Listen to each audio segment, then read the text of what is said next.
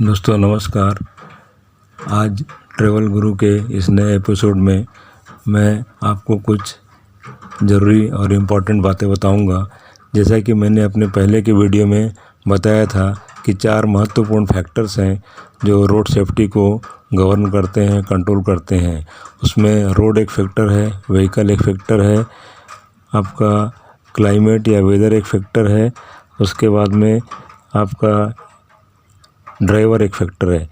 तो ये चारों फैक्टर में से आज मैं रोड फैक्टर के ऊपर बात करूँगा कि रोड जो engineer, traffic engineer, highway engineer जो डिज़ाइन करते हैं या जो जियोग्राफिकल कंडीशन के हिसाब से और लोकल सिचुएशन के हिसाब से जो भी अच्छी डिज़ाइन होती है, इंजीनियर और गवर्नमेंट कोशिश करती है कि उसमें रोड को बनाया जाए।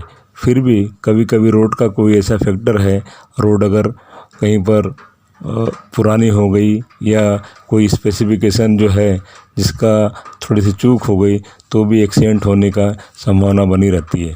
तो रोड से लगे हुए जो महत्वपूर्ण फैक्टर हैं वो मैं आपको बताऊंगा, तो शायद आपके जानकारी में हो और इंजीनियर और कॉन्ट्रैक्टर्स हैं उनको भी इसका फ़ायदा मिलेगा।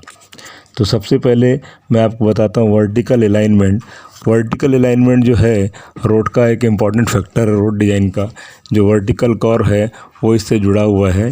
अगर ये कर्व हम बराबर डिज़ाइन नहीं करते हैं तो एक्सीडेंट की संभावना बनी रहती है। उसके बाद एक फैक्टर है साइड डिस्टेंस का। साइड डिस्टेंस जो है जब आप डिज़ाइन करते हैं बहुत ज़्यादा शार्प कर्व, और ऐसा नहीं होना चाहिए कि हम ओवरटेकिंग जब कर रहे हैं तो आगे कोई व्हीकल आ रहा है तो हमको दिखाई नहीं दे। तो साइड डिस्टेंस हमेशा ऐसा होना चाहिए कि ओवरटेकिंग अगर करना है तो वो दूर से गाड़ी आपको दिखाई दे और आप अपने को सेफ रख सकें। जहाँ पर ओवरटेकिंग करने के लिए या साइड डिस्टेंस की कोई कांस्टेंट है, नहीं दिखता है, तो वहाँ पर ओवरटेकिंग प्रोहिबिटेड का बोर्ड अपने को पहले से लगाना है ताकि ड्राइवर सतर्क रहे और वहाँ ओवरटेकिंग अवॉइड करे। उसके बाद मैं बताऊंगा आपको सुपर एलिवेशन। सुपर एलिवेशन का फैक्टर बहुत ही इंपॉर्टेंट है। शार्प कर्व में या टर्निंग जब करना है, अगर सुपर एलिवेशन बराबर से डिज़ाइन नहीं हुआ तो भी एक्सीडेंट हो सकता है। उसके बाद मैं बताऊंगा आपको जो विड्थ है, विड्थ शोल्डर की है वो भी इम्पॉर्टेंट है। अगर वो शोल्डर की विड्थ हम अगर बराबर से नहीं डिज़ाइन करेंगे तो भी इमरजेंसी के केस में वहाँ प्रॉब्लम हो सकती है। फिर कैरेज वे विड्थ है, जैसे 7 मीटर है जो जनरल डिज़ाइन करता है 2 व्हील उसके लिए, तो वो भी अपने को ध्यान देना है कैरेज वे विड्थ बराबर डिज़ाइन किया हुआ है कि नहीं। उसके बाद से जंक्शन डिज़ाइन है। कई बार देखा गया है कि एक्सीडेंट इसलिए होते हैं कि जंक्शन को बराबर डिज़ाइन नहीं किया गया है। जंक्शन अगर डिज़ाइन ठीक से हुआ है तो एक्सीडेंट नहीं होते या एक्सीडेंट कम होने की संभावना होती है। उसके बाद पेवमेंट सरफेस कैरेक्टरिस्टिक्स है।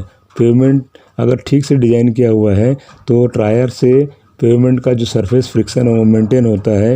अगर पेवमेंट बहुत स्मूथ है और स्लिपरी है तो एक्सीडेंट होने के चांसेस ज़्यादा रहते हैं। फिर उसके बाद formation, delineator and guard rail.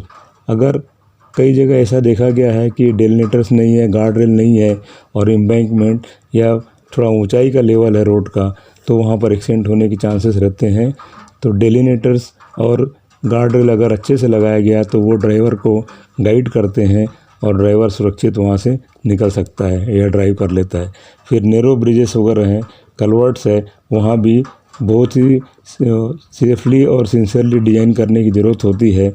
अगर अच्छे से डिज़ाइन हुआ है तो वहाँ भी एक्सीडेंट हम रोक सकते हैं।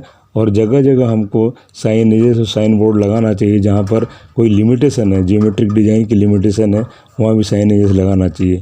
मीडियन विड्थ अगर ज़्यादा है तो अपोजिट साइड से आने वाले व्हीकल का ग्लेयर का इफेक्ट कम होता है, तो भी एक एडवांटेज होता है। इसलिए मीडियन विड्थ जितनी ज़्यादा हो, अगर लैंड की प्रॉब्लम नहीं हो तो मीडियन विड्थ सफिशिएंट रखनी चाहिए। उसके बाद स्ट्रीट लाइटिंग है। स्ट्रीट लाइटिंग भी हमको लगाना चाहिए हाईवे के ऊपर, रोड के ऊपर में, ताकि विजिबिलिटी बनी रहे और एक्सीडेंट होने की संभावना कम रहे।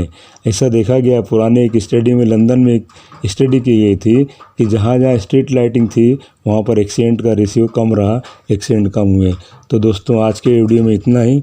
आशा करता हूँ कि जानकारी आपके लिए महत्वपूर्ण होगी और उपयोगी होगी। अगर आपको वीडियो अच्छा लगा तो सब्सक्राइब करें। धन्यवाद। TV 21 इंडिया से उमेश पांडे।